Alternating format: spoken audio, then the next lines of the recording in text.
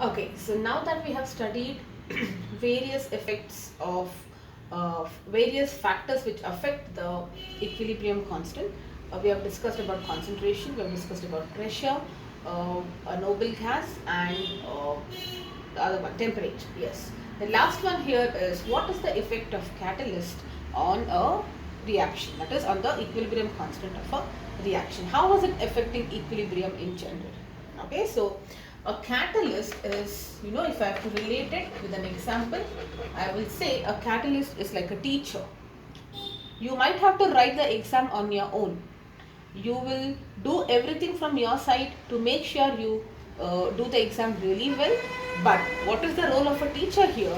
The teacher helps you do things faster. On your own, if you have to study, maybe it takes a while for you to prepare, it takes a while for you to understand, it takes a while for you to actually put it correctly in the paper. But a teacher helps you without actually participating in the exam.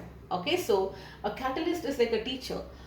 The catalyst does not participate in a reaction. That means in the you cannot find traces of catalyst in the product or in the reactant. All right, but I mean, of course, when you carry out a process, you are adding it to the mixture, and it can be considered as a part of the reaction mixture. But when we write the equation, it is not a part of the reactants, and you do not see traces of catalyst in the product. So what does the catalyst do? It tries to change the rate of a reaction. So in some cases, we might want to slow the reaction. In some cases, we might want to make the reaction faster. So depending on what you want to do, you are recommended to use a suitable catalyst. A catalyst is a substance which affects the rate of a chemical reaction. Okay, so it increases the rate or decreases the rate. Okay, now there is a term associated here, and that is what we call as activation energy. This is in general for any reaction.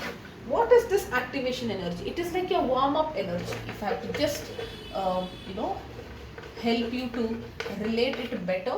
So what do you do before you try to do something which is very crucial? Maybe you write an exam, maybe you have to play a match which is very crucial. So what happens? You try to warm up yourself and prepare. So the initial energy which you utilize to warm up, that can be related to this activation energy. So it's basically energy gained by the reactants, energy gained by the reactants initially before the reaction starts. Okay, initially. Now, if you plot a graph of reaction versus energy, you see that it is something like this generally.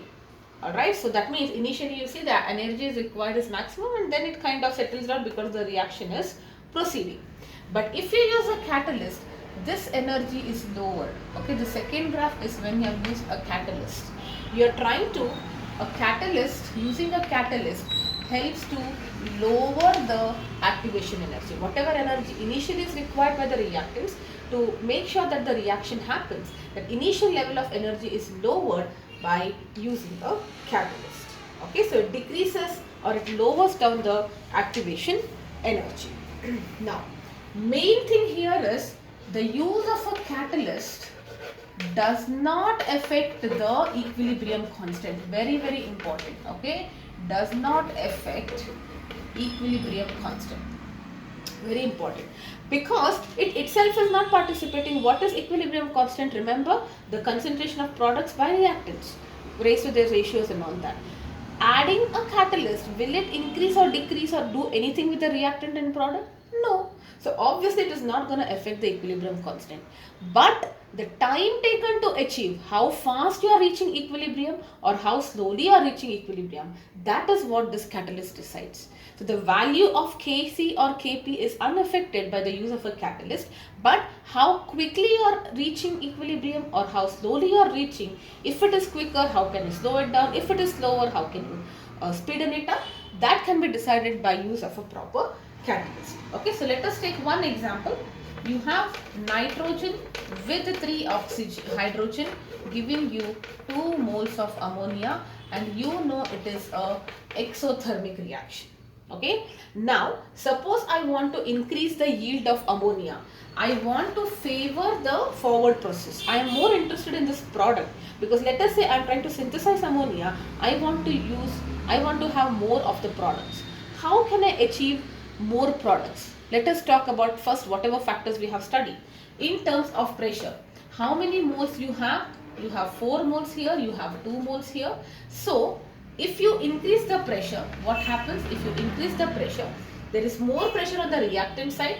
So the reactant starts consuming, or the reaction proceeds in the forward direction, so that you are going to get more of the products. So if you increase the pressure, the reaction will be favored in the forward direction. Why? Because remember, I did this in effect of pressure. There is more moles, means the pressure is directly related to the concentration. If the concentration is more, that means even if you had equal pressure initially, you are doubling it, tripling it. Whatever you do, on this side there is always going to be a greater pressure. And Le-Chatelier's principle says that whenever the something is high, or there is some change in the equilibrium, it counteracts on it, so that you know that the effect is happening.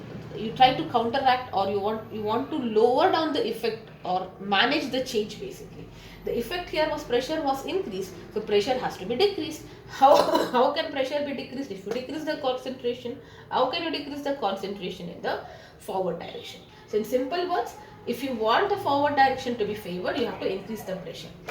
Let us say what I need to do to the temperature if you want to have it in the forward direction. Since it is exothermic, it is already in the verge of lowering the temperature. So obviously if you increase, it will not help. Temperature reduction will favor the forward direction. So there are two ways in which I can achieve forward direction. Increase the pressure or lower the temperature. But there is a catch. If you lower the temperature, the forward direction is favored. I mean, you are getting more of the product, but also it decreases the rate. It decreases the rate of the reaction. That means it takes more time to achieve equilibrium. Okay, it takes more time to achieve equilibrium. Okay, now this is what we want. We want to lower the temperature because we want to get more of ammonia. But the side effect of it is that it decreases the rate also.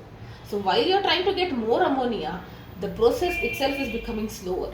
Okay, now what happens if you increase the temperature? Backward reaction is favored because backward is endothermic, which we don't want. But if you increase the temperature, it increases the rate. Equilibrium reaches quickly, alright, it achieves quickly you reach equilibrium. But what is the point? Because the backward reaction is favored. More or you are not getting more of the product, you are getting the reactants back. So there is a catch here. Whether in one case if I lower the temperature, it is favorable because I would get the forward direction, but it will be slower. If you increase the temperature, it will be faster, but backward reaction is favored. So in that case, the role of a catalyst will help you. Without affecting anything, it will help you to answer or solve these kind of ambiguities. Okay, so let us understand what was the solution here. So a German physicist, Haber, you have studied Haber's process for the formation or manufacture of ammonia. So he said that if you use in the same reaction, if you use iron as the catalyst at 500 degrees centigrade, 2 atmosphere pressure, that is the optimal condition to get my product. Okay, so in this combination, when you keep the temperature at this stage, pressure this much, and iron as the catalyst, then that is the optimal condition, and I am getting more and more of the ammonia. The reaction is also happening quickly, and all of that. Okay, so something what I really want to do. Alright, and the second process is for the contact process for sulfuric acid preparation.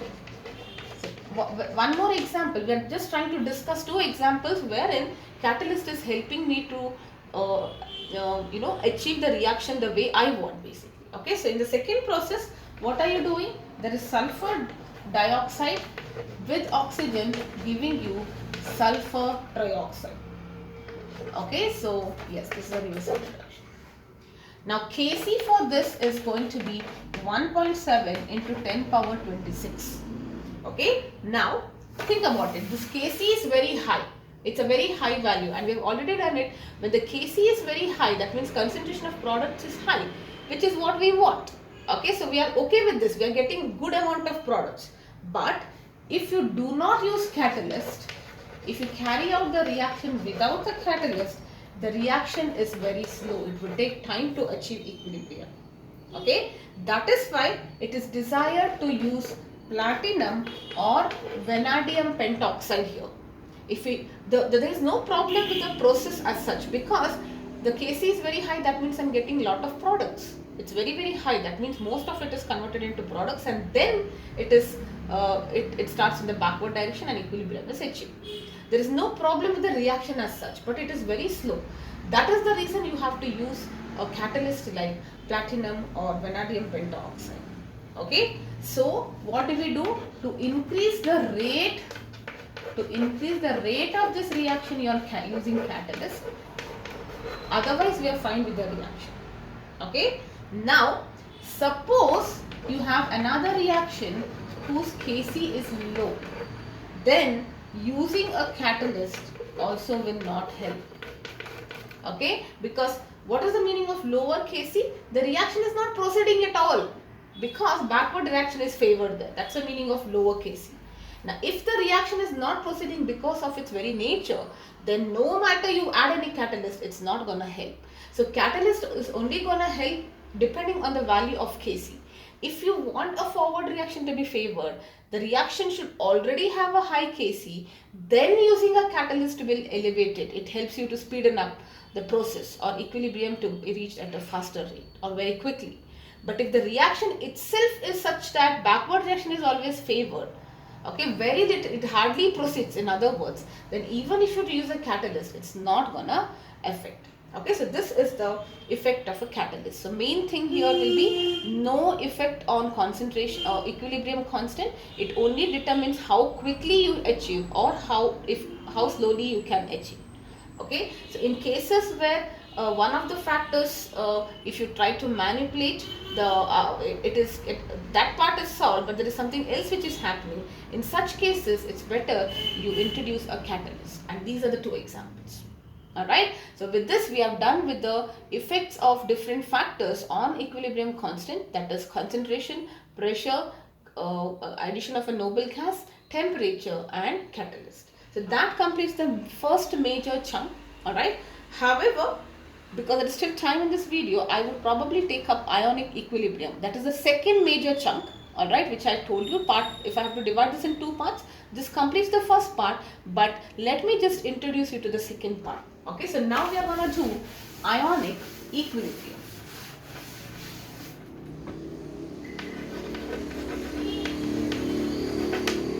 Okay, now what is this ionic equilibrium? It's an equilibrium where there is involvement of ions. Equilibrium involving ions is nothing but ionic equilibrium. Okay, now there are many substances that you see around us, but not all of them are good conductors of electricity. Okay, so scientist Michael Faraday, you have heard a lot about him in magnetism. So Michael Faraday, based on the ability to conduct, he classified substances into two categories. Alright, there are electrolytes and there are non-electrolytes. What are electrolytes? Substances that can conduct electricity in aqueous solution. Okay, so they can conduct electricity in aqueous conditions. They cannot conduct electricity. Okay, so you know what are examples, will come to that, but yes, anything which you think in aqueous solution it can conduct electricity, that means those compounds or those substances can be classified as an electrolyte. Non-electrolytes are those which do not conduct. Okay, now one quick example, point I want to discuss here is, if you think that metals are good conductors, they do not actually come under electrolytes as such, because metals, we are not talking about aqueous solution here. Correct? Metals, when I say they are solids, they are also good conductors, but when we talk about electrolytes, we are concerned in the aqueous solution. Okay, so I cannot classify a metal as an electrolyte. Metal salts in solutions can be electrolytes. Okay, yes. Now under electrolytes you have furthermore two categories. You have strong electrolyte and weak electrolytes. Okay, so strong means there is complete dissociation. You have learnt it in class 10. Complete dissociation, like in the case of NaCl, I will tell you what it is. Weak means there is partial dissociation of the compound into ions. Okay, like for example, acetic acid. Both of them are conducting electricity, but this is completely dissociating. What do you mean by that? It is completely dissociating into these ions. You put sodium chloride in water, majority, if there were 100 molecules, almost all the 100 molecules would have converted into ions. Complete dissociation. So in other words, their solution will mainly be containing only ions because there is no compound left. Everything is dissociated. Maybe hardly a few molecules would have left, but it doesn't matter. Okay. Now when I say partial dissociation, what is happening? There is formation of ions.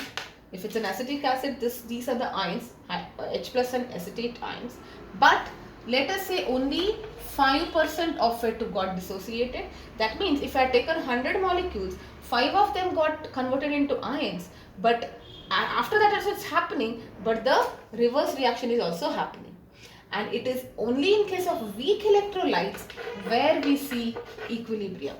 So since we are talking about equilibrium here, we are talking about ionic equilibrium. This is a classic example.